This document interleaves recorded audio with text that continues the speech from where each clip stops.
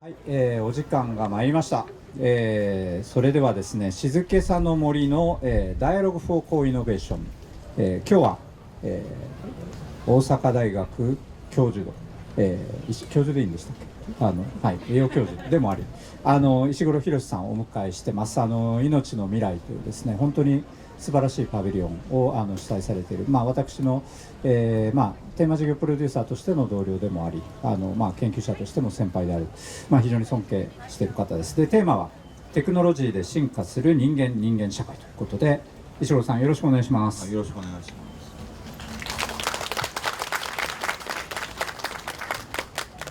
す。はい、ということでですね、本当に今少し、すいません、自分自身の今紹介があれですけど、ちょっと僕は今日石黒さんへの敬意を表してですね、勝手にアンドロイドっぽい服装で押し通すことにしてますんで、はい、最後までこれかぶって M フローっぽいですね。石黒さんとM フローのイベントも最高でしたね、本当に。石黒イドっていう石黒さんのアンドロイドがこう、X とかで検索すると出てくるんでね、本当にすごい、みんなあれで石黒さんもっと好きになったっていう声が僕の周りからもたくさん上がってるんで、それがよくわからないです。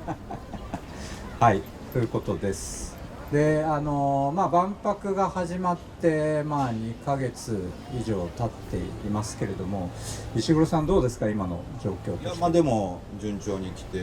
ろんな小さいトラブルはいっぱいあるんだけれども、順調に来て、やっぱり人が増えたのは良かったですよね。盛り上がってますよね。どんどん人増えて、このままいくと9月10月だったら20万超えるんじゃないかって言われているので、そういう意味ではみんな万博好きで良かったなっていう気がしますね。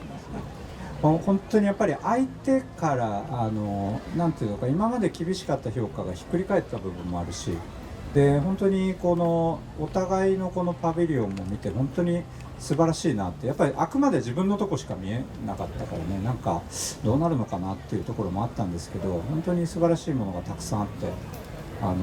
盛り上がってきましたよね。やっぱりお祭りが必要だったような気がするね。今なるほど。なんだかんだ言って全部自粛だとか、国際的にもいろんな悪い情勢が続いてるじゃないですか。だからやっぱり本質的なお祭りって大事だったんだなっていう気がしてます。やっぱアッパー感がありますもんね。この万博に来ると特に大阪の人は好きかもね。そうですね。確かにこの万博開幕前からいろいろ言われた時から、グラングリーンに人がわーって来たりして、やっぱりそこにも前兆があった感じがしますよね。ただここはコンテンツがちょっと違うので、なんていうか圧倒的に多いんでね。そうですね。楽しめますよね。何回も来れるので、その知り合いも何回も来てるっていう人多いですよね。いや本当そうなんですよ。でそういったあまたあるパビリオンの中でも、もちろん好きなものってみんないろいろあるんですけど、最も議論を呼ぶみんなが考えるパビリオンといってももう間違いなく過言ではないのがやっぱり石黒館、命の未来だと思うんですけど、このやっぱり議論は石黒さんが想定した通りだったんですか。だからパビリオンずっと準備してきた中で、僕が最初に言ってるのはこの万博も私のパビリオンもそうなんだけれども、未来をみんなで考える場にしないといけない。それが単に技術に憧れるだけの今までの万博との違いだと。この大阪・関西万博をやるにあたってですね、未来をみんなで考える場にしないといけない。パビリオンもまさにそういう場にしないといけないということをずっと言っていて、それをもううちのパビリオンの関係者がみんなちゃんと組んでくれてですね、私の意図このパビリオンに仕上げてくれたかなと思っています。誰でも来ていただければですね、未来の技術受け入れるのか受け入れないのか、どう使うのかっていうのを深く考えてもらえるような、そんな展示になってるかなと思っています。ちなみにその石黒館の関係者の中で、最後の選択を受け入れる派と受け入れない派っていうのは分かれるんですか。それは聞いてないですよね。聞いてないけど一応どっちにも取れるような展示にはしてあって、最後に出てくるおばあちゃんのアンドロイド、ピアノを弾いてるアンドロイドがある最後の、最後の方に出てくるんですけど、それをおばあちゃんだと思うか思わないかは大体6割ぐらいの人が思ってて、そうじゃない人が思ってないっていう感じ。おばあちゃん選択しなかったって解釈もあるんです。あれはただになんていうか別のアンドロイドがピアノ弾いてるだけだと思う人もいるし、あれはおばあちゃんがやっぱりアンドロイドを選択したんだって思う。でももともとそういう意図なんです。なるほど。明示的な答えは自分で考えるんだっていうことで、答えはどっちでもいいっていうか、なるほど。その人の判断次第。1000年後の未来がおばあちゃんだっていう人はいるんですか？それはあそこだけは違います。違いますだから、だから第2ステージはもうまた時空が飛んだっていう。で、1000年後になればもう自由にみんなが好きな体を選べるようになってるっていうので、あれは、アーティストの人たちと一緒に作った心だけを通わせる、光に戯れる綺麗な体っていうか、綺麗な人間的存在っていう、そんな感じです。ではもう内容の方結構入っちゃいましたけど、改めて今日ご用意していただいて、いくつかじゃあパビリオンまだパビリオン見ていただいた方、手挙げて石黒館見た方、結構いるんです。もう半分ぐらい見ていただいて、ここはもう石黒館ファンで構成されてますよ。わかんないですけど、見たらね、ネタばらしっていうわけじゃないですけど、ちょっとざっくり5分ぐらいではいはい素晴らしい。これは外観ですよね。もうすぐそこに見えてますけど、水で全部覆われてるような外観で、やっぱり水っていうのは命の起源ですからね、そういった命を象徴するような建物にしたかったということですね。はい。音はちょっと小さめで大丈夫。だからそのパビリオンの中で3つゾーンがあって、1つ目はちょっとやっぱり歴史を振り返っておかないといけない。日本の歴史ってやっぱりロボットにおいても大事なんだけど、日本っていろんな人の形をしたものに命を宿してきたんですよね。土偶埴輪、仏像、それから能面ですよね。で、文楽もそうですし、でアンドロイド、こういったものは全部日本のオリジナルのものです。ちなみに埴輪と仏像はこれ50年前の万博からお借りしてきたなかなか貴重な。すごいですね。どなたが収蔵されてたんですか？なんだ民族学。そうですか。あそこには大体大事なこういう展示物全部残って素晴らしい。はい。でそのゾーン2っていうのはそこから2階に上がってですね、おばあちゃんと孫娘のストーリーが展開されるんですけど、そのゾーン2の中にはたくさんの未来のプロダクトが展示されてるんですね。50年経ったらどんな技術があってどんなプロダクトが実現できるのか、その中の一つに人間らしいアンドロイドの技術もあって、死んだらですねアンドロイドに記憶を移して生き延びるのか、自然に死ぬのか、そんなこともできるようになると。それでおばあちゃんと孫娘はいろいろと悩むわけですけど、それちょっとじゃあいくつかせっかくなんでビデオを見てみましょうかね。ご乗車ありがとうございます。次は夢洲です。子供のアンドロイドがすごくそうですね、素敵ですよね。横にね何気なく子供のアンドロイド座ってます。彼がなんか一人いるだけで全然やっぱりこう映像の見え方も変わってくるっていうのか。これプロモーションビデオなので実際見ていただいたらこの通りこれちょっといいとこだけ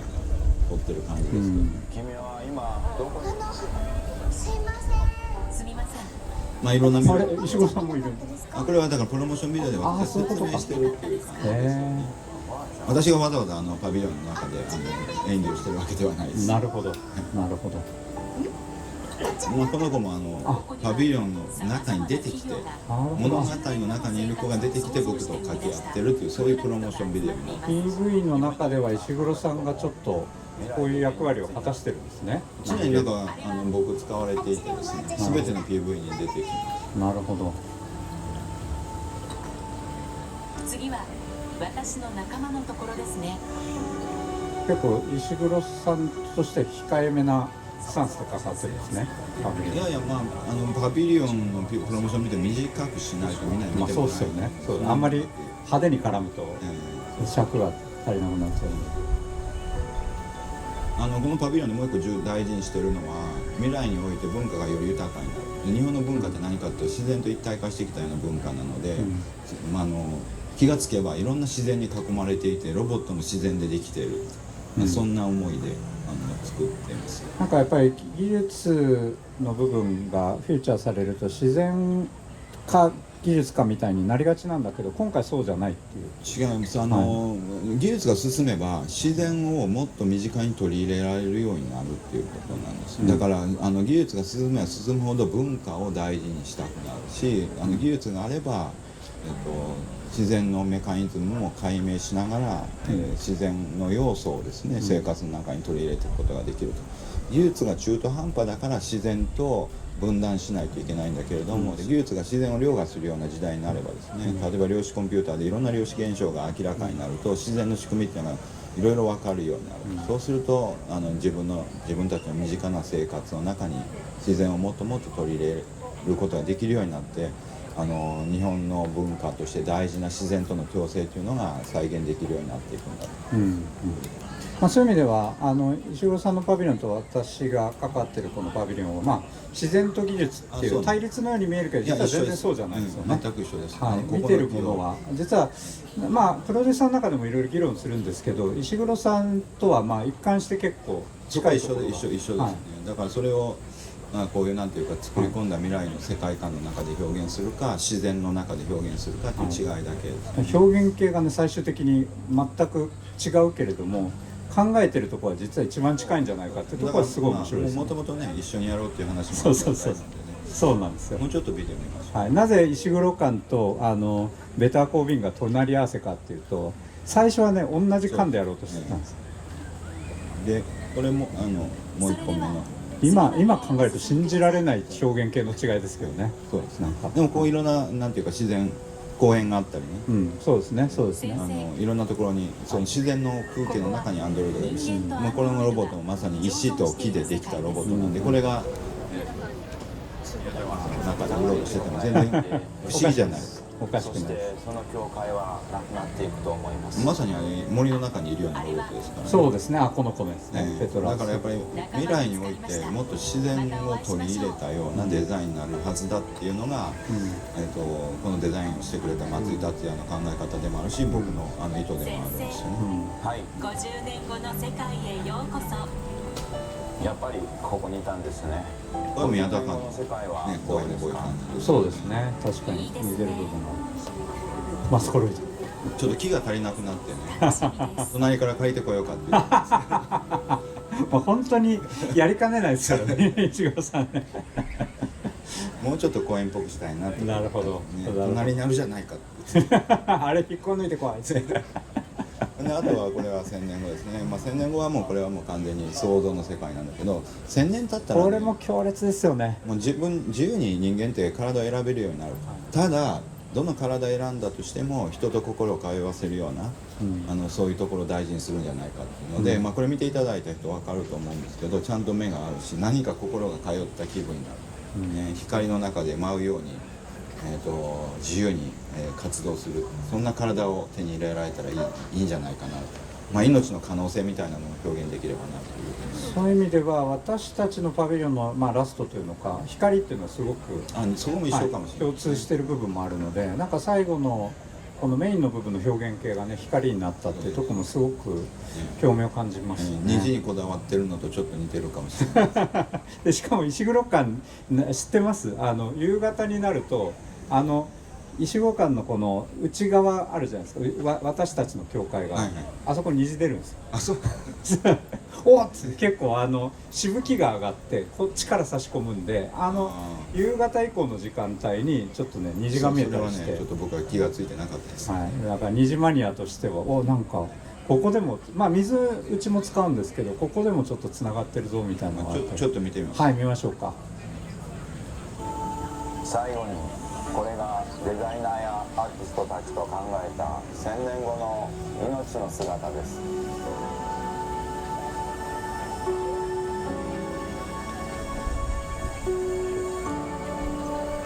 これが未来。こんな感じですけど、これは本当にパワフルですよね。すごい。いや、しかも足がないっていうところにもね、みんなの空中を自由にね、なんていうか羽ばたける。別のあれもありましたけども、そういう体を選んだっていうことなんです。そうですね、みんながそうっていうわけではない。足ある体選んでもいいし、でも、うん体を自由に選べるっていうのが大きな進化なんだというメッセージですね。なるほど。いや、しかもなんか私自身もそのテストランの時にも石黒館行って、この間も行ったんですけど、少し前にやっぱりどんどん展示もこうパワーアップしてる感じなんですか？そうですね、ちょっとずつなんていうか工夫っていうか、不具合みたいなところを直しているので、メッセージをきれいにしたり、はいなんか最後に出てくるロボットがちゃんと喋るようになったり、はい、最後の石黒さんのメッセージもちゃんとしてましたね、やっぱり。ちょっとずつは改善してるかな。僕最初の頃のぶっきらぼうの石黒さんのメッセージ大好きだったんですけど、なんかこの間行ったらすごいちゃんと喋ってたなんかちゃんと喋った方がいいってマホロさんに、マホロさんに怒られたんですかまあね、いやクオリティは本当どんどんやっぱ上がってるんで、すごいな、ここからさらに上がるのかっていう、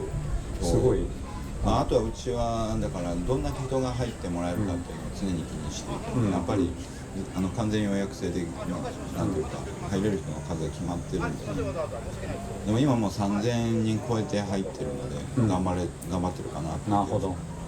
やこれは全体像です。全体像ですね。でいろんなアバターがいて、はい入り口にもいるし、ね、途中で案内するのも全部ロボットのアバターになってる、なかなか大変な仕組みです。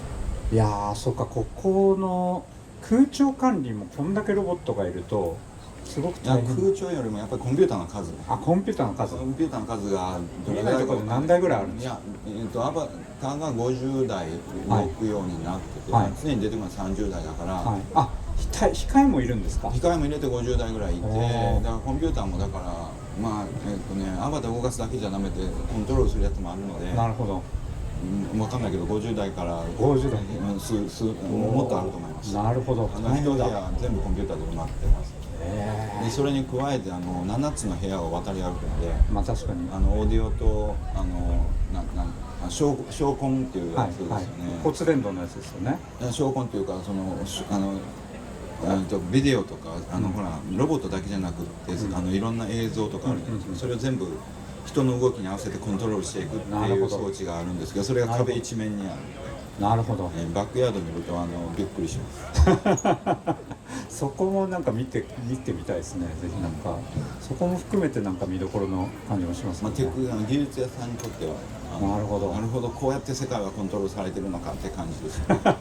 世界をコントロールしてる感が1000年後の未来になんかちょっと縮図があるっていう感じなんですかね。いやで私も石黒さんも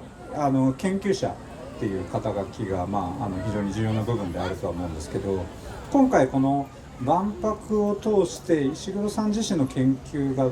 なんかどう変化していくのかとか、あるいはこの2ヶ月のこのフィードバックを経てちょっとこんな発見があったぞとかっていうのはありますか？まず1日12時間6ヶ月ロボットを動かし続けるってことはないんですよね。確かに。だから本当のもう社会実装一歩手前の、実証実験ができてるっていうのは非常に大きなところかなと思います。だから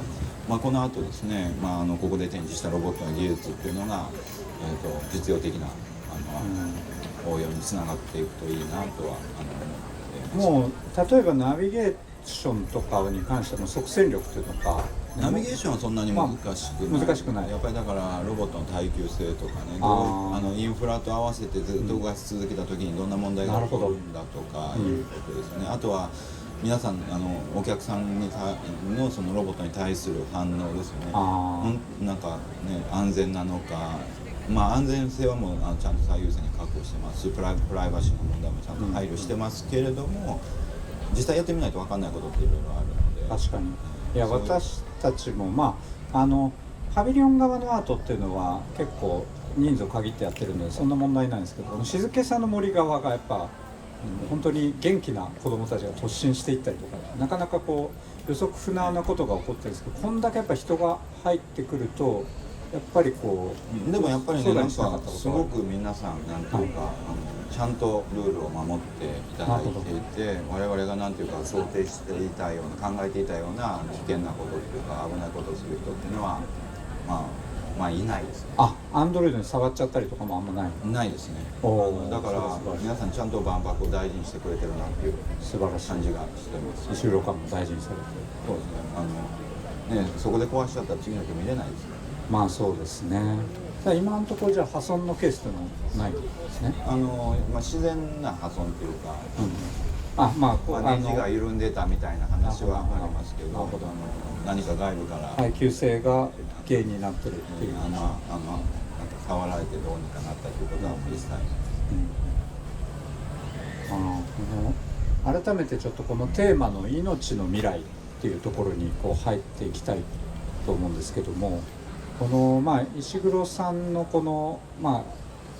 パビリオンのテーマですよね。命を広げるということだと思うんですけど、今回のこの万博を通して本当にいろいろな問いが世界中のパビリオンとか他の館でも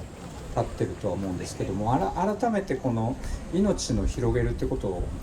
どう考えてるのかっていうのは、だから人間ってやっぱりテクノロジーで命の可能性を広げてきたそういう生き物ですよね。だから人間にとって技術がなかったらここまで反映できなかったわけで、切り離せないですよね、人間と技術というのは。そこが多分動物との違いで、人間とは何かっていう定義は実のところまだ揺れてるんですけれども、少なくとも言えることはテクノロジーで能力を拡張している、それが人間だと。で生まれながらにしてずっと自然なまま生きてる人って、この世にはもうほとんどいないわけです。すぐにワクチンを打って、それからいろんな、機械を使っていろんな道具を使って生きてきてるわけですね。服もそうだし建物もそうだし、だから人工物と一体化してるのが人間なんですね。今後ももっともっとテクノロジーで我々命を広げていくんだと。でそういった時にどういうふうに自分が、選択をしていくのか、生まれ変わっていくのか、テクノロジーを受け入れていくのか、それを考えるのがこの万博だし、このパビリオンだという思いですね。そういう意味では結構石黒さんたちのパビリオンの問いとこの静けさの森とベターコーミングというのも結構近いところがあって、この森をこの埋め立て地に呼び込むことが本当に自然のことなのかって、森を大切にする一派の中でもありのままに派がいるんですけども、ただやっぱりいろいろディスカッションした結果、もはや人間も生態系の一部なんですよね。でやはりこの農業だったり産業革命以降のある種エネルギーだったりで、今のデジタル技術も含めてこのつながりの中でこの生態系とのこの関係性を拡張してきたとも言えるので、そういう意味ではこの命、人間としてのこの広がりと生態系とのこのつながりっていったところも結構近い部分もあるのかもしれない。そうですね。もともとでもね、そもそも生態系という概念がもう人工的なんですよね。そうなんですよ。だからそういうふうに世の中をテクノロジーとかサイエンスで理解した上で、何かをしようっていうのはもう最初からテクノロジーの力に頼ってるわけで、じゃあ、自然のままって何かって、ここに木を植えちゃいけないっていうのはどういうことなのかっていうと、開拓を一切しちゃいけないのと等しいんですよね。その通りですね。だからもともと我々人間はですね、その自然の中に住みながらもその自然の中で住みやすい環境を自分たちの力で作ってきたわけですから、もはやここに至ってる過程でありのままなどないということです。全くないと思いますよね。でも、そうやって環境を整えて繁栄してきたのが、人間なので、この地においてもですね、森を作って生態系をちゃんと作っていければ、また未来が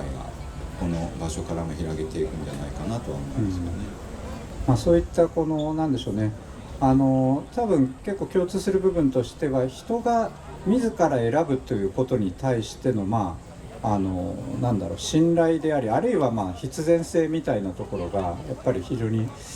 重要な部分なんだろうなっていう。僕は責任だと思ってます。そうですね。要するにこれだけのテクノロジーの力を手に入れた人間の責任なんですよね。神様に頼るとか、私はそんな未来なんかどうでもいいわ、知らんわって言ってられないんですよね。自分たちはもうやろうと思えば人間だってデザインできるし、環境だって破壊したり守ったりできるわけですよね。そうですね。これはだから未来を考えるのは我々の責任で、この万博はみんなで未来考えて責任を果たすための万博だというふうに思いますね。これ結構私たちも通じるところで、結構今世界が分断に揺れる中で、アンチ未来派っていうのもいるわけですよね。この自国主義とか自分たちの利益だりとか、これだけ見ればいいんじゃないかっていう。でこれが例えばかつてもっとテクノロジーの範囲が狭くていわゆる活動範囲が限局されてた時はその発想でもやれてたかもしれないですよね、狩猟社会とかの場合で。でもこれが今まさに石黒さんおっしゃったように、この一人が生きるっていうことにもう世界が引っ張られてるわけですよね。人間の活動量っていうのはこの産業革命の時にもう数百数千倍とかもそういったもう桁が一気に上がって、デジタルによってもっと計り知れなくなって、で今あるこの命を維持するためにいろいろなものを振り回している、イコールやっぱり責任だっていう、もう必然としてこの関わりがある今ここにいない将来世代の人たちの命だったり、他のなんていうのか命に対してのやっぱりこの責任であり、関係性というものを考えない限りはやっぱり選択っていうものがやっぱり許されていかない。なんかやっぱりその狭い地球で現状のまま資源の奪い合いをする、そういうところになんていうか問題があるような気がして、テクノロジーがもっともっと進んで我々の活動範囲が宇宙に広がっていけばですね、喧嘩する前にもっとやることあるだろうとあるわけですよね。そうですね。狭い世界で資源の奪い合いとか何かの奪い合いをするからややこしいわけで、そんな狭い世界を見るんじゃなくて、もっと未来を見て広い世界を考えていくということが大事だと思いますね。そういう意味では、リングとも共鳴する部分もありますよね。空を見て、それはもうその先に石黒さんの視点であれば宇宙もあるっていうことですよね。もちろんそうですね。この未来であり宇宙を見て空を見た上で今の一歩を考えるっていうのがこのリングの思想でもあり、森、ベタコービングの空から見る景色にもこの石黒館の見る未来にもつながっていくんだろうっていう。だからその現状を考えると、明日のこと考えるとか23年先のことを考えると、あいつは得してる、私は得してない、なんか私の思いだけは、叶えられてないみたいなことを思っちゃうんだけれども、もっと先ですよね、50年60年、その先に人類がどうやって発展して進化していくかって考えればですね、そんな狭いことで喧嘩してる暇はないって思うんじゃないかなと思うんですけどね。さらに言えば何でしょう、人類を活動するテクノロジーも、今まで農業革命は食料とか石炭石油みたいな使うとなくなるものなんですが、再生可能エネルギーデータでこれから石黒さん核融合発電っておっしゃってますけど、そういうシェアできるものに変わっていくことで、奪い合いではない未来っていうものを現実的に想像できるようになってきたっていうのが結構今回の万博の重要な転換点かもしれないですよね。そうですね。だから今やっぱり地下資源っていうのは一つ大きないろんなトラブルの原因になってるわけですけど、核融合できちゃったらかなり関係なくなってしまうのでそうですね。しかもその無限のエネルギーが手に入るわけですよね。だから、もっとなんていうか平和で平等な世界が、でも単に平等じゃなくてもっといろんな可能性に満ち溢れる世界になるはずだと思ってます。ただそれでも終わりじゃなくて、もっともっと人間って反映しないといけない。地球ってなんていうか宇宙の片隅にあるちっちゃい星っていうか、惑星ですからね。そんなところにとどまっているのが人間じゃないと、もっと人間の可能性っていうのは大きいんだというふうに思います。そうですね。まさに例えば海外間で言えばサウジアラビアなんかも、今はもう地下資源の国なんですけど、その先を見た街づくりっていうのをかなりぶっ飛んだ形で展示してるんですが、石黒さんたちはそういった50年そしてその先の1000年っていうそういう、タイムスケールで見せてるところもなんか一つすごく面白いところだし希望なんじゃないかなと思うんですけど、ちょっとその2階部分のところにもう一回少し戻るんですが、このいわゆる機械の体を選択するのかそうじゃないのかみたいなので、例えば日本だと、銀河鉄道999とかっていうのよく知られている漫画だったりして、漫画でありアニメだったりして、鉄郎っていう主人公は最後、機械の体を選ばないっていう選択肢を取るんですが、そこからもう数十年の時を経て、両義性のある解釈だっていう石黒さんおっしゃったんですけど、今回石黒館として、その非常にフラットトにも見えるこのストーリーでもあるんですが、今日にそのなんでしょうね、機械か人間かみたいなところを考えた時にどういう部分が例えば違いとして重く考えてたことだったりしますか？機械と人間の違い、はい、あるいはその選択に立たされた私たちのこのなんていうのか判断っていうのは一体どうそれはね、あるべき？なんていうか、なんとなく宗教的な問題というか、その人間っていうのは特別であって、機械は人間になり得ないと最初から思っている、国の人たちっているわけですよね。日本人でもそういうのがいるかもしれない、でも気がついたら機械と人間に境界がないっていうことはもういろんなところで起こってるわけですよね。もうこの数ヶ月でも生成 AI のなんでしょうね、エージェント機能っていうのがものすごい進化しましたよね。だからもともと人間っていうのはテクノロジーで進化してきた生き物なので、機械と区別をするっていうのはできないはずなんですけど、でそれはだんだんと浸透してはきてるんですけど、それでも人間とロボットの違いが議論になるのは、なんか固定観念というか、なんか宗教的な教えだったりするのかなと思います。ただ日本だけはいや世界と比べると随分となんかロボットとかそういったものに対する重要性高くてですね、ヨーロッパとかアメリカとはだいぶ違うなと。そうですね、それはまさに今挙げたような作品以外にもパーソナ間にも共通する鉄アトムだったりとかドラえもんだったりとか、そういう人型ロボットに対する親和性みたいなのもすごく、強くあるのかな。そもそもロボットを何に使いたいかっていうモチベーションが全然違うんですよね、だからやっぱりヨーロッパだと、やっぱり人間よりも一つ下の階級としてロボットを作って、ロボットが人間のために、別の世界で働いてくれる、そういうものにしてほしいという、かつての奴隷に近い考え方をいまだに持ってるんですね。でも日本ってそうじゃなくって、いやもちろん我々の生活を助けてくれるものを作るんだけれども、友達として同じ社会の中で仲良く、なんか社会の中で活動できるようなものとしてロボットを受け入れたいっていうのがあるんじゃないかなと。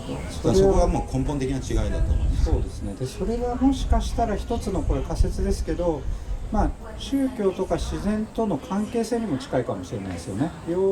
いわゆるロボットを刺激するっていう人たちはある種、コントロールの道具として自然を制圧すると。でその、制圧する友であったなんていうのかパートナーを神に神格化して見立てていくっていうような感じなんですが、日本はどちらかというと、日本だけではないんですけども、いわゆるこのフラットにいろいろな自然を居続けながら、ある種感謝をしたり共に歩むみたいな。やっぱり日本って自然大事にするし、自然の中にいろんな命を感じるけど、その命に色があんまりついてないんです。どれも大事な命だってちゃんと本音で言ってるのは日本人だけかもしれない、ヨーロッパでは命を感じてもやっぱり階級があるって思ってる人が多いような気がします。だから僕はすごい大事なのはそういうなんていうか自然の中の命を平等に扱える、大事にできる、日本人の考え方っていうのはすごく大事で、この万博を通してですね世界に広げていくべき考え方なんじゃないかなとは思ってますね。そうですね。そういう意味では2025年に日本で万博をやる意義っていうところにまた帰ってくるところで、結構私自身も実は万博に関しては大阪府に構想委員会ができた時からの縁だったりしてですね、でやっぱり一過性のお祭り祝祭としての意義もありながらも、何を未来に残すのかっていうレガシーっていうのを石黒さんはかなり初期から言ってましてね、むしろそこが根本的な意義なんだぐらいなところだという主張もされてたと思うんですが、万博明けてもうすぐ半分になるところだと思うんですけども、このレガシーっていうとなんかリンゴを残すかどうかとかそういうちょっとハードウェアの話ばっかりになりがちなんですけども、改めてこの万博のレガシーっていうものをどういうものにしていくべきなのか、まさに明けて半分ほど経つ今だからこそちょっと改めて伺いたいなと思うんですけど、もう最初から言ってる通りなんですけど、未来がどうなるか一人一人がちゃんと考えて自分のイメージを、この万博の期間中に作り上げて、でそれをレガシーとしてずっと残していくっていうか、未来を考えた結果というか未来を考えるということそのものが僕はレガシーであるべきだと思うんですよね。どうやって自分たちが責任のある未来を作っていけばいいかっていうのをまず少なくとも考える。考えたら、特に科学者とか技術者の人たちはそれをどうやって実現すればいいかということに注力していく。それがこの万博の一番大きなレガシーになる。そうですね。私自身もこの半分ほどが経つんですが、やっぱりそういった話を石黒さんとしつつ、この万博に来てこのパビリオンにもかなりの日数いたりしていろいろな人を迎えたり対話をしたりするんですけど、やっぱそこで学ぶことも非常に多かったですね。今日の対話からももちろん学んでるんですけど、やっぱりそれぞれが表現する未来があって、あるいは各パビリオンだったり各国が何が大事かっていうのをこう持ち寄っていく中で、今日本当にいらっしゃってる来場者の皆さんも含めて何を感じてるかっていうのも全然違うけれども、そこの中に共通しているものがあったり、あるいはその中にそれでもやっぱり異質な部分があったりする中で、やっぱり何が本質的な部分かなっていうのがやっぱり自分の中でもかなり学びがありますよね。だからそう言ってさっき石黒さんおっしゃったように過去の人類、もうテクノロジーとは切っては切れない人類、自分たちが生きるっていうことだけでいろいろなものに影響を及ぼすからこそ、やっぱ責任も増えてきている中でどう生きるかっていうものが私たちで言えば何と響き合うかっていうことにもこうつながってくるんですが、そこに責任であり我々はコービーイングっていう言葉をある種責任として捉えてるんですが、自覚的に共に生きるっていうこと、そこをこう考えながらこの未来に至るっていうことがやっぱり結構この万博体験の中でも非常に重要なものになってきてるなと。でその中でこれから石黒さんも命未来宣言というのを阪大でもそうですね、行っていくと思うんですけど、骨格としてやっぱり、今はもうすでにもうなんでしょうね、未来に対する自覚であり責任でありやっぱりこう関係性を見るということをおっしゃってたと思うんですが、どういったものがさらに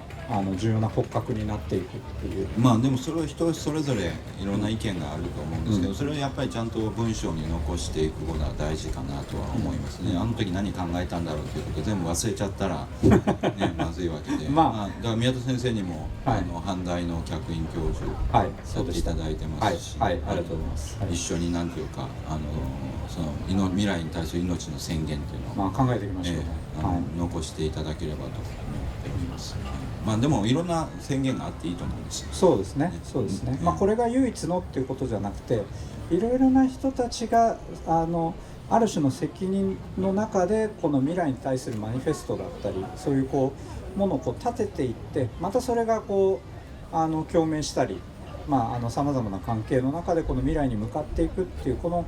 なんていうのか相互構造そのものがやっぱり万博の意義なのかもしれないですね。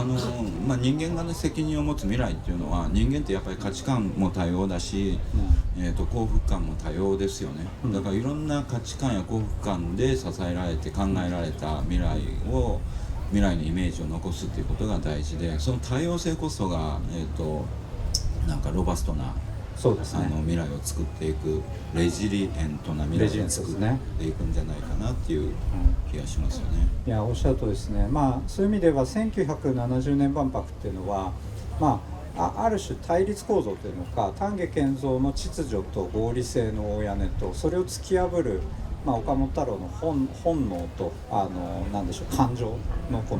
その緊張関係の中でこの未来へのエネルギーを立ち上げていったんですが、今回やっぱもういろいろなテーマ事業プロデューサーはもう私や石黒さんがあえて異なるままにそれぞれ表現したっていうことで、この違いの中からでそれがなんか同質化を迫るってことではなくて、異なるこの多様性っていうものを許容しながらこの未来に一緒に向かっていくっていうところになんかすごく大きな捉特徴があるなってなんか程よく多様性があってよかったなと思うん本当ですね、本当で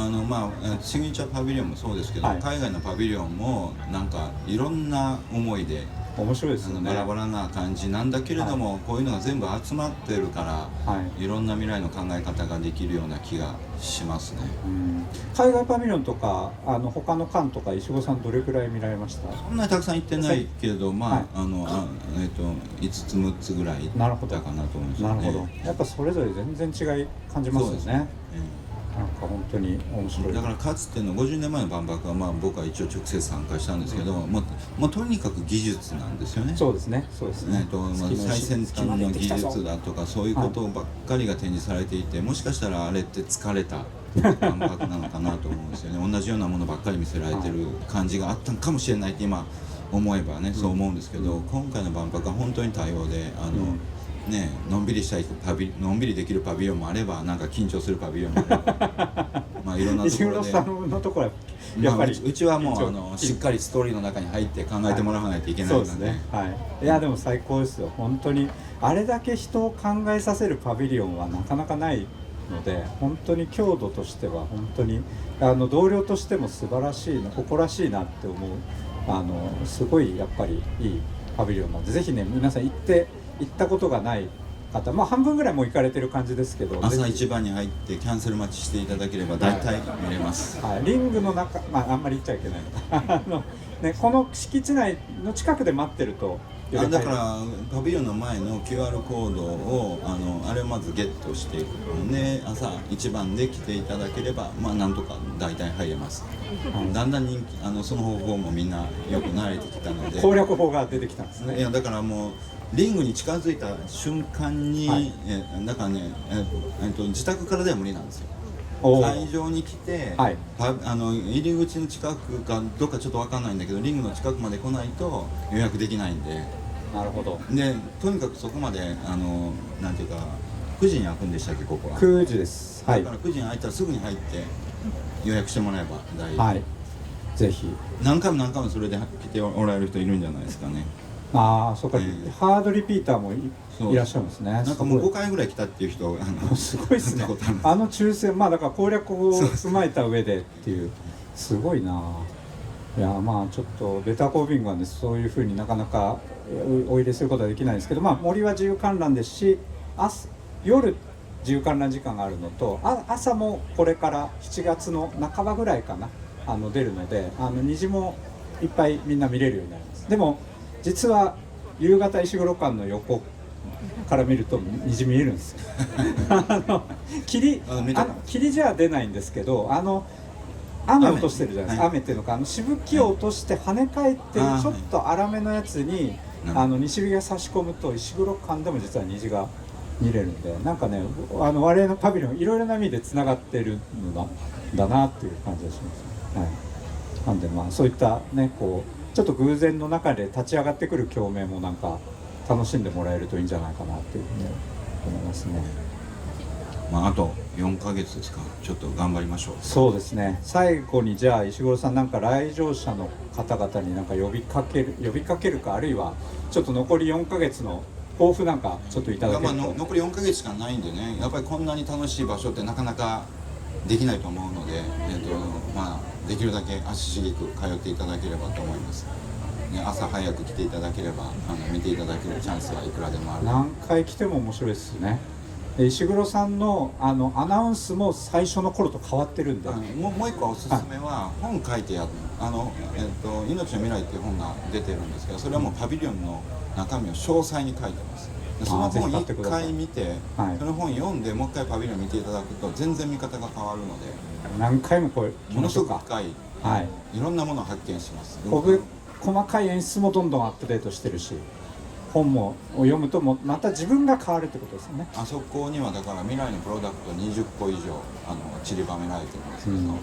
本読むとちゃんと分かります。見落としてるものもあるかもしれないなってことですね。最後の多分マツコロイドがいるところとかもね、やっぱりみんな丁